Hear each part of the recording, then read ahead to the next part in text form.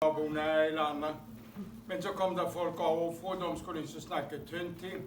Og så kom der fremmede turister, og de skulle så snakke noget mærkelige sprog til. Svensk og tysk. Og langt om længe, langt op ad tiden, kom så engelsk over. For det fandt jo slet ikke til at begynde med, det var svensk og tysk. Og så tyndt. Til nødrende er fint, forrende vogne kunne heller ikke forstå Bornholmsk.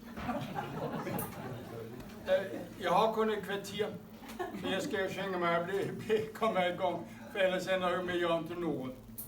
Og jeg håber, at I alle sammen kan forstå, at der er nogen, der har svært ved at forstå Bornholmsk, så må jeg sige til, så går jeg over og snakker tyndt, for det kan jeg godt stadigvæk huske.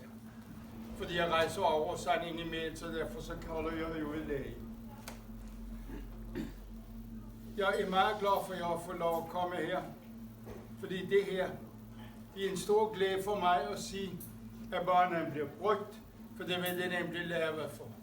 Den bliver aldrig lavet for, at jeg skulle spille, for jeg aldrig spiller hverken særlig meget eller særlig godt. En oplevelse ligesom et kunstværk, som vi står og maler på, og det bliver lavet. Og så hvad det bliver lavet som brugskunst. Det var ikke meningen, at det bare skulle ligge til pynt, det var meningen, at den skulle bruges. Og det må jeg sige, det er den blive. Der er rigtig mange, der kommer, og der er folk, der stadigvæk kan. Og spiller her mange gange, når jeg møder dem over, så siger de, jeg spiller på din bane. Og det synes jeg er en stor glæde, at de kan huske det. Og vi var jo på et tidspunkt oppe, så mener vi var næsten altid i top 5 og grinfik-gæster i Danmark.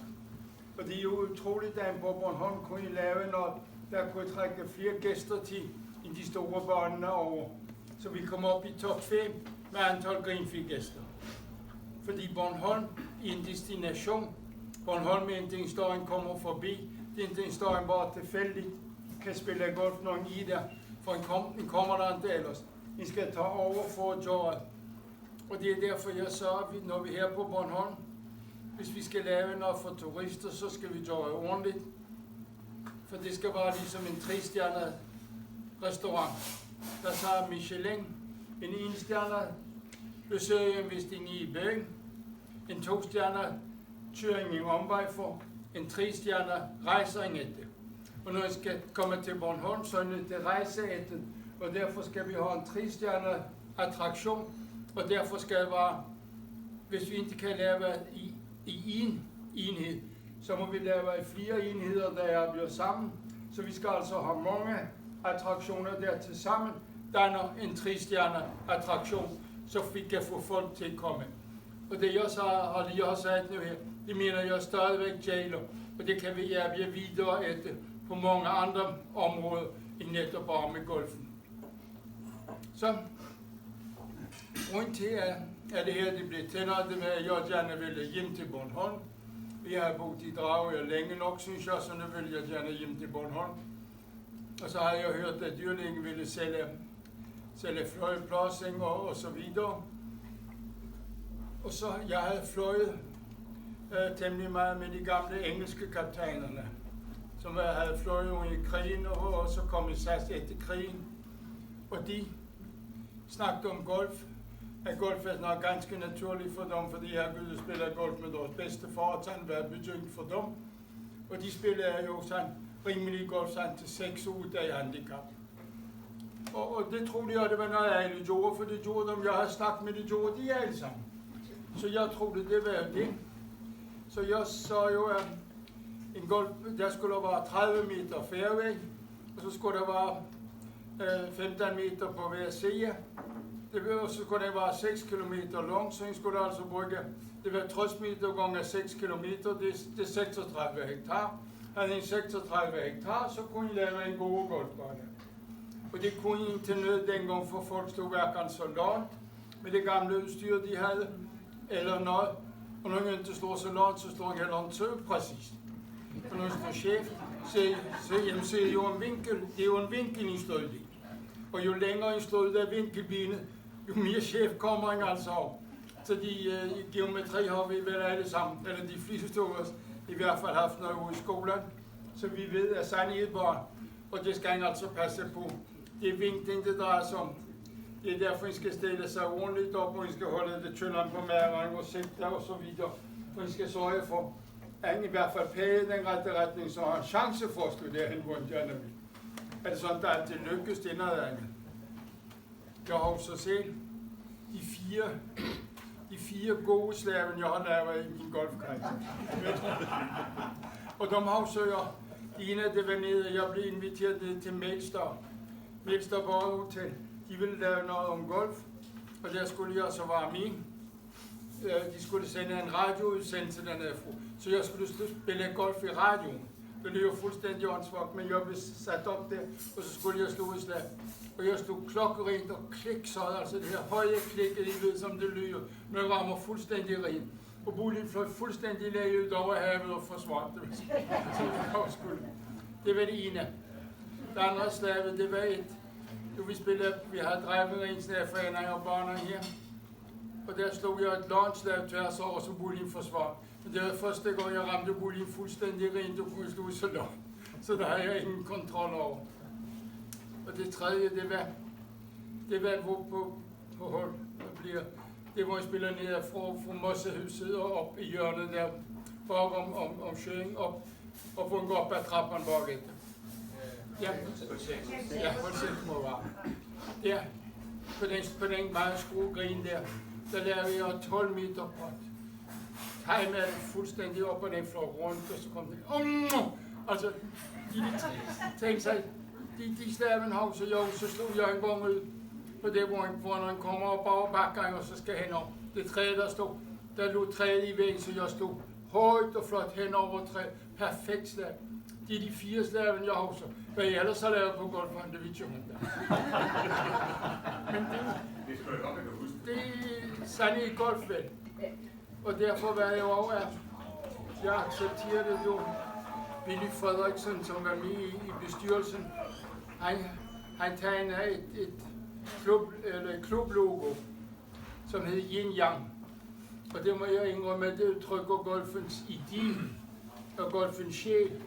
Men jeg synes, det var elendigt til markedsføring for turisme.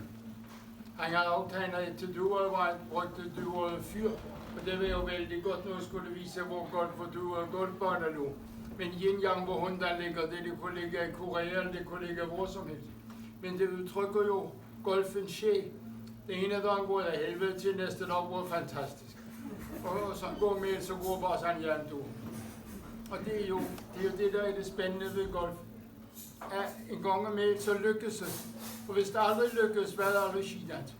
Men bare det lykkes en gang med, det er spændende. Og så kan han prøve at få det til at lykkes igen. Og det er det der job, I alle sammen. Ingen med har nytået og boet ud. Andre gange så har han lyst til bare at kjøllerne smide det. Og så var det, som de sagde til ham, der blev meget sur der.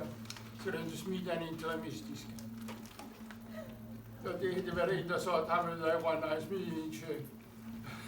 Og så det skal du smide den interimistisk om. Men det synes han. Så sådan er det. Til sorgen her. Jeg ville gerne flytte til Bornholm og få at få noget til Gisej, som vi kunne have en fornøjelse af at have. Så ville vi prøve at lave et nyt hotel. Og der har vi også det, at vi skulle lave et hotel for voksne mennesker. Fordi golf er for voksne mennesker. Det var der overtandlæge i Harvits, eller sådan noget hed han fra København. Han kom og det var hans kunde, der så. Jeg sagde, at vi skulle lave golf, vi skulle lave lægeplads og sådan. Så han røs. Hvorfor det? Golfspillere er voksne mennesker.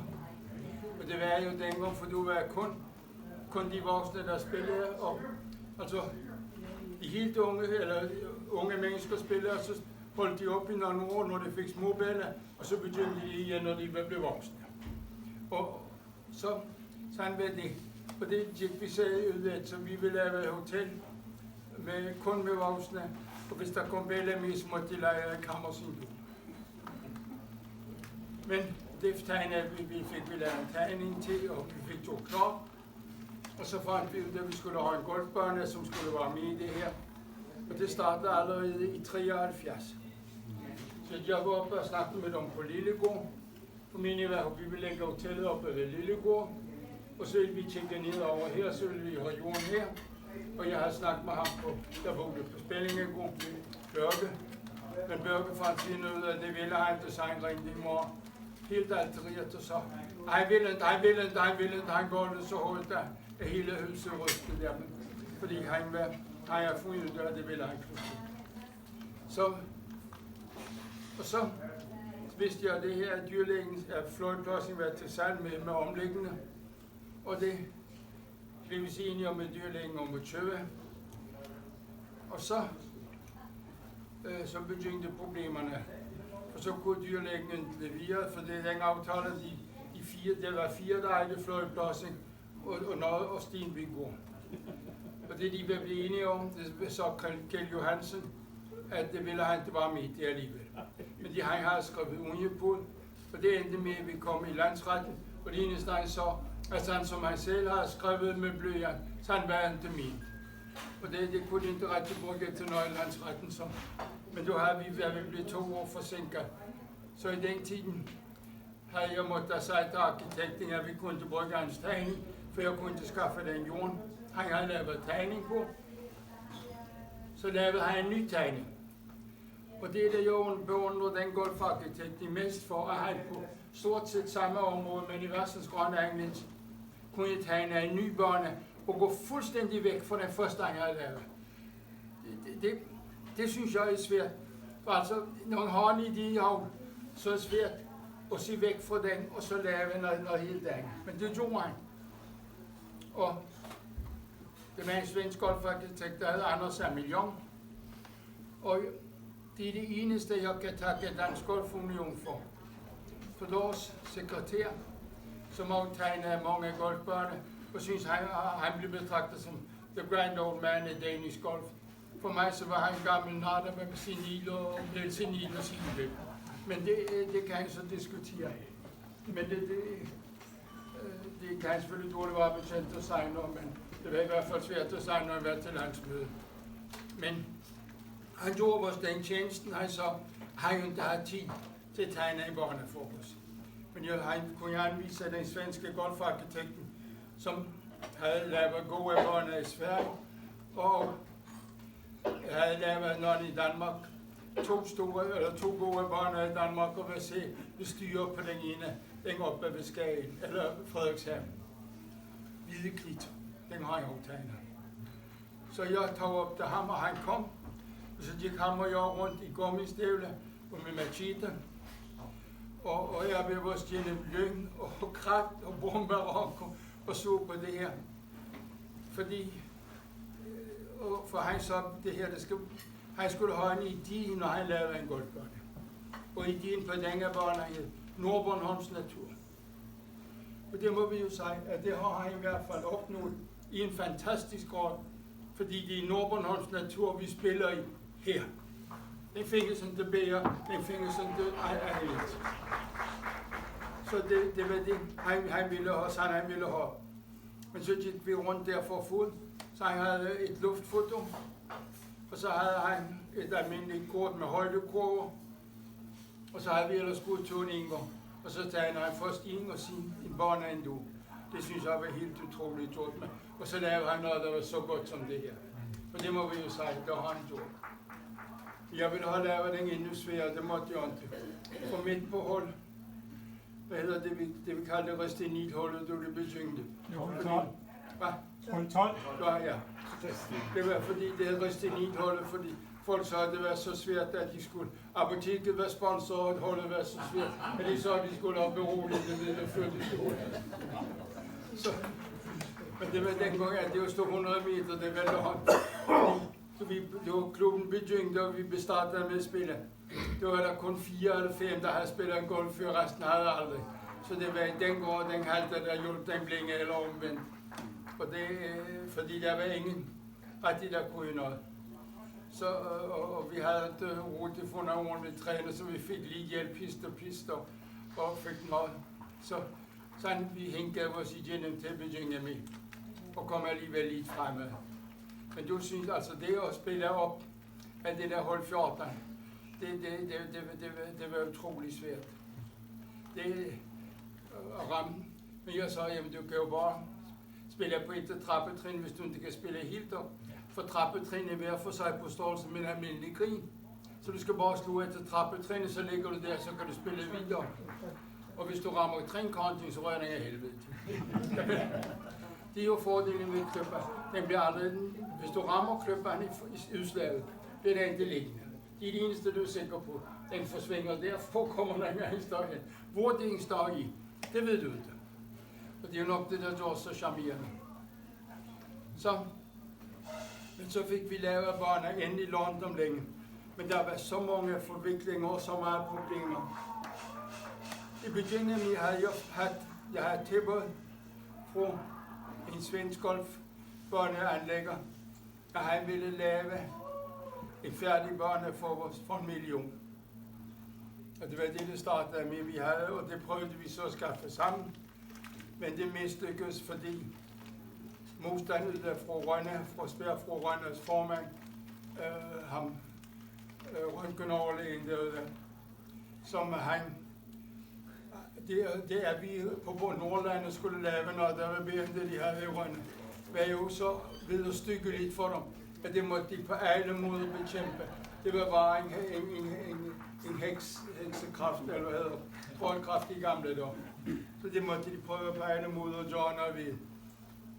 Og det lykkedes for ham, for han var svær at klare ud. Så først så fik han stoppet, jo vi skulle tage en anden porter i det der.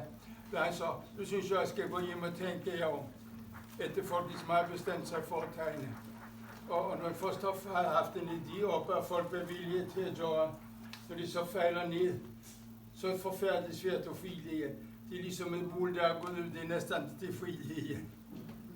Så, og det næste han så gjorde, det var, at vi havde lavet et budget, og vi havde fået lov af dommeren, da vi måtte lave reklamer på udslagsstederne. Så sagde han for der var formanden i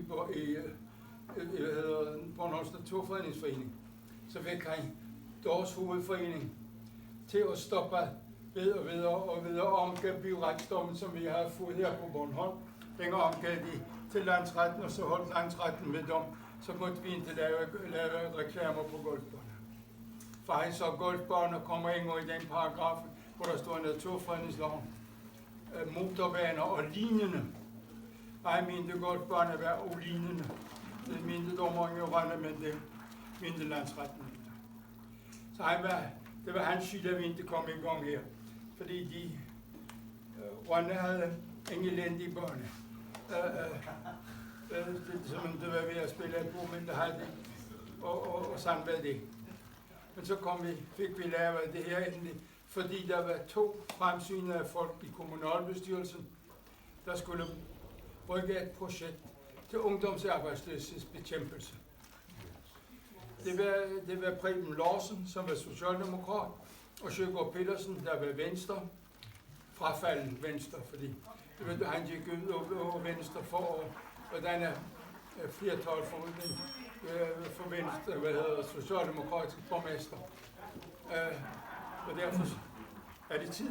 Nej, jeg vil bare sige. Kan nu skal vi gå ganske for det her færdigt. Kommunalpolitik. Men det var dem, der gik ind for, at vi skulle staten så, hvis de ikke laver et projekt til ungdomsarbejdsløshedsbekæmpelse, skal I aflevere en ganske stor skat til staten. Og så sagde det vil vi ikke. Vi vil hellere have noget. Kan vi ikke få lov at overtage dit golfprojekt? Og mit golfprojekt vil gå i stue, vel af de skuffer, men færdig med. Vi har grove rødder, vi har tøft jord, og vi har det hele, og tegningen var lavet. Så de fik lov at overtage det der, og det gjorde de så. Og så gjorde de den færdig. Så skiftede vi borgmester, og han syntes ikke om det. Så han ville have, at de ikke fik flere penge. Så han lukkede kasser, så banken, nu hænger I på det alligevel. Så banken krævede bare, at kommunerne skulle løse den garanti, de havde givet. Og når de så lå der pludselig en færdig bane. Der lå en helt færdig bane. Som det bliver ikke noget for den selvejende institution, som har stået for. Den døde, fordi den fik en næring, og så døde den. Så den lå på mine og kunst jord. Men det var ikke rigtig vores, så vi spurgte banken, om klubben kunne få lov at overtage kontrakten. Ja, det kunne de godt. Så banken gør sig, bare de fik pengene fra kommunen, så fik de lidt tal af, tror jeg. Men de fik i hvert fald spærker til kommunerne, det var det, de ville, for de blev vældig sure, da kommunerne opgør det der. Så fik vi den der, og så fik vi lavet en klub, og det var så klubben kom og begyndte at drive golfbaner. Så vi nu så langt. Ja. Det var ikke langt, men det var i hvert fald lige. Og jeg kommer gerne over og fortæller mere en gang, hvis de har lyst til at høre mere. For vi kan gøre en aften, men ikke om vinteren. For om vinteren jeg er hos min kæreste i Amerika. For det er varmt og godt.